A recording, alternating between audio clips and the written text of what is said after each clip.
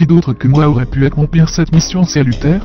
Qui d'autre que moi aurait pu simultanément posséder et les convictions et les compétences nécessaires à sa réalisation? Il fut un temps pourtant où j'étais le chirurgien, le plus prisé de tout le Gotha. Cette période me semble bien lointaine à présent. À la suite d'un long et brillant cursus dans quelques-unes des universités, les plus cotées de Boston où je décrochais haut la main plusieurs diplômes dans diverses spécialités chirurgicales, j'ouvrais ma propre clinique. J'avais fréquenté le gratin sur les bancs de l'école, une multitude de relations superficielles principalement sous des grandes doses d'alcool, de drogue et de débauche. Seule leur thune et leur réseau m'intéressaient. Deux de ces crétins friqués eurent l'extrême générosité de s'associer à mon projet. Ils apportaient le blé, j'apportais le talent, avant de malencontreusement trouver la mort dans un terrible accident de voiture. Les pompiers avaient pu les extirper en vue d'un amas de ferraille plus proche d'une compression de César, que d'un engin nécessitant l'obtention d'un permis pour pouvoir être manœuvré. Mais dans quel état? Le choc avait été si dur que les corps de ces malheureux s'étaient encastrés l'un dans l'autre, sûrement pour la première fois avec une telle violence. Les ambulanciers ne nécessitèrent qu'un brancard pour transporter la boule ensanglantée, enchevêtrement d'organes palpitants et méconnaissables qu'ils formaient à présent. Ils passèrent plusieurs heures sur mon billot, mais tous mes efforts soutenus furent vains. Chaque fois que le scalpel transperçait leur chair bouillonnante, une marmelade de broyettes d'eau et de jus de muscle en giclait abondamment. Ils moururent à 10 minutes d'intervalle, faisant de moi l'unique héritier de l'affaire. Je remercie, du fond du cœur, leurs familles respectives qui n'avaient jamais pu tolérer leur homosexualité, et pour lesquelles mes deux associés n'avaient eu aucune compassion testamentaire. Cette petite mésaventure m'avait en définitive plus inspiré qu'affecté.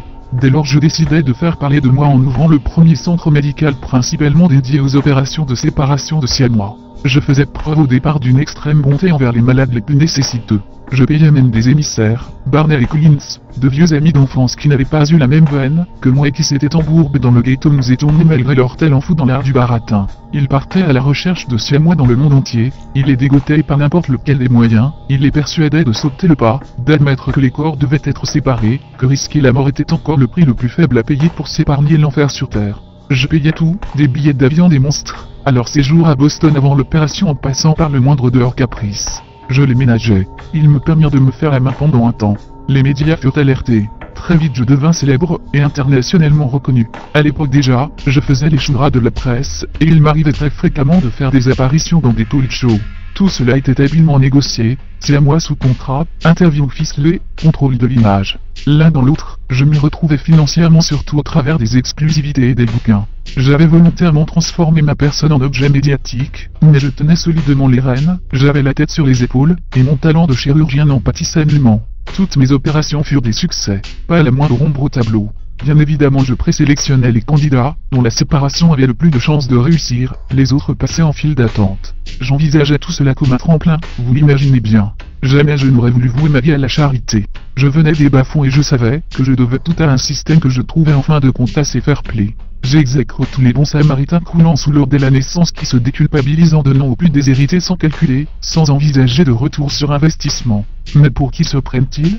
Des élus divins, ou peut-être finalement que je les plains plus encore que je ne les exècre, ils ne savent pas à quel point ça peut être jouissif de réussir en ayant commencé au bas de l'échelle. Jamais ils ne connaîtront le plaisir que j'ai connu en affranchissant de cette condition à laquelle on me prédestinait. Une fois que j'avais attiré l'attention des médias sur ma petite personne, j'en profitais pour me diversifier.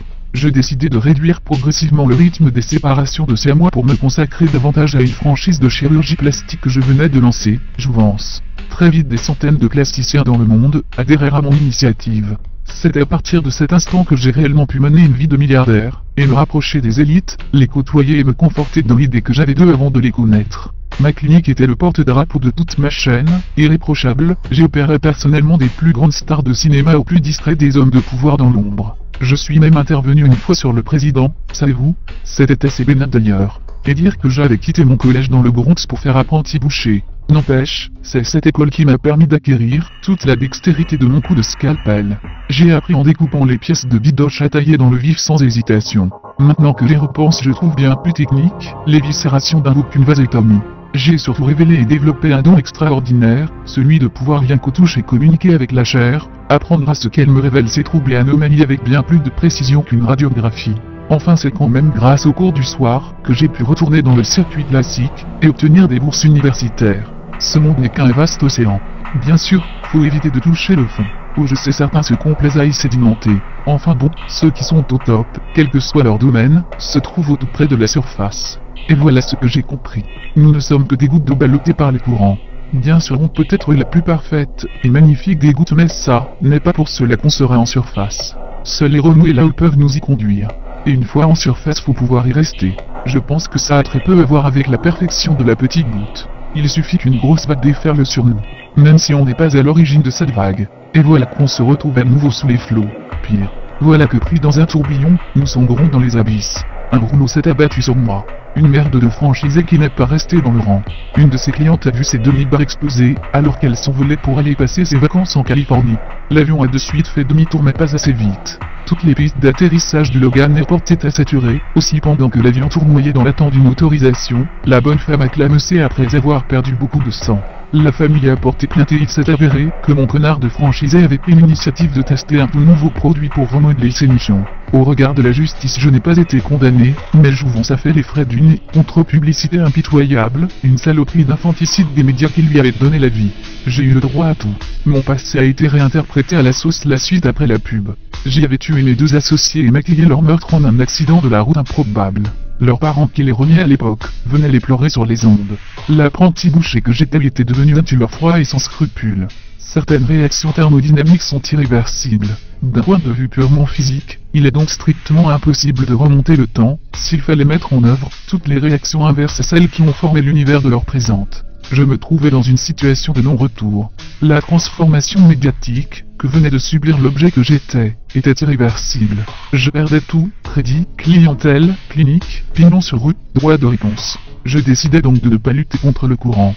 Ils voulaient tous un sadique froid et sans scrupules, j'allais donc leur en donner un. Qui d'autre que moi aurait pu accomplir cette mission salutaire? Qui d'autre que moi aurait pu simultanément posséder, et les convictions et les compétences nécessaires à sa réalisation? Certaines personnes publiques me dégoûtent littéralement, je trouve leur discours imparfait, orienté, inquisiteur. Ils prêchent l'absolutisme et dressent les gens les uns contre les autres. Jamais ils me doutent. Ils martèlent leur certitude sans retenue ni nuance, et bien plus que le fond de leur discours c'est cette forme de pensée bornée, qui s'imprègne dans l'esprit des masses. Les anonymes sont devenus réactionnaires. Ils m'ont condamné et ont signé ma déchéance justement, parce que la vérité détaillée ne les intéresse pas. Les gens doivent se forger très vite un avis, classer des dossiers, trouver des têtes à couper. À quoi bon mener des combats d'arrière-garde? Je pense que ça doit quelque chose à voir avec l'instinct de survie, un mode de pensée primitif où les réflexes gouvernaient les décisions de tout à chacun. Ça devait être pas mal efficace d'ailleurs. Mais bordel, les choses ont changé. Faut évoluer. Ces connards de prêcheurs font monter la sauce si vite. Ils savent comment générer des angoisses et des peurs. Bien sûr, comme ils sont présentés comme les plus qualifiés des experts à la cité, leur avis devient credo pour ceux qui gobent tout ce qu'on leur raconte. Mais sont-ils vraiment habilités à juger? Ils sont à la surface de l'océan, ils baignent momentanément dans l'écume. Rien ne les légitime. J'étais décidé à changer profondément les choses. Tous ces connards étaient des fous dangereux et ont pris la société en otage. Il fallait trouver le moyen de créer un contre-pouvoir actif à chaque fois qu'ils prenaient la parole pour relativiser leurs propos. J'avais trouvé un nouveau créneau, le seul espace de liberté que le système m'avait laissé à cet instant donné de ma vie pour pouvoir y sublimer ma vocation. Barnell Collins furent les derniers à me rester fidèles. Comme j'avais mis un peu de fric de côté, ils acceptèrent de jouer le jeu, de répondre à mes attentes et me fournir la nouvelle matière première nécessaire à ma reconversion, même si pour cela il fallait vivre dans la clandestinité. Dans le passé, j'avais séparé des dizaines de siamois, je ne sais plus trop pour quelle raison. À présent, je m'apprêtais à les créer en suivant les mêmes techniques chirurgicales pour le bien-être de l'humanité. La recette serait simple, reproduire autant que possible le même schéma. Kidnapper 2 de ces merdes radicales tenant de dangereux discours démagogiques en totale opposition l'un à l'autre. Les anesthésier avant de les conduire dans un de mes laboratoires secrets. Pratiquer sur les 2 corps endormis une première phase d'ablation des organes dorénavant superflus. Communier un long moment avec leur chair mise à nu. Souder les 2 corps de telle manière à ce qu'il soit impossible aux plus brillants des chirurgiens, même travaillant de concert, de séparer les 2 ex-individus devenus une seule et même entité indissociable. Cribler la créature nouvelle de pièges et faux semblants chirurgicaux, laminer en quelque sorte, pour que la moindre tentative d'intervention se voit perturbée par une multitude d'incidents tels que de multiples hémorragies improbables, réactions anormales à des produits fréquemment utilisés dans les blocs opératoires, virulents poussés de bubons sécrétant des gaz toxiques, et autres crises inexplicables. Libérer le plus rapidement possible l'individu, le rendre à l'humanité. il faut bien entendu que les aptitudes cérébrales des deux têtes de l'hydre ne soient pas altérées. Deux adversaires commerciaux dans le même tort, trouveront sûrement un intérêt commun dans le compromis. Leurs débiles de fidèles ne sauront plus à quelle tête se vouer, que les leaders de lobby, les gourous et les prophètes, que ceux qui s'entêtent par calcul ou par idiotie à voir le monde en monochrome, que ceux qui veulent refourguer leur camelote et endoctriner les foules, prennent garde à modérer leurs propos, et dialoguer avec leurs détracteurs. Sinon, que s'abatte sur eux le courroux du siamelisateur.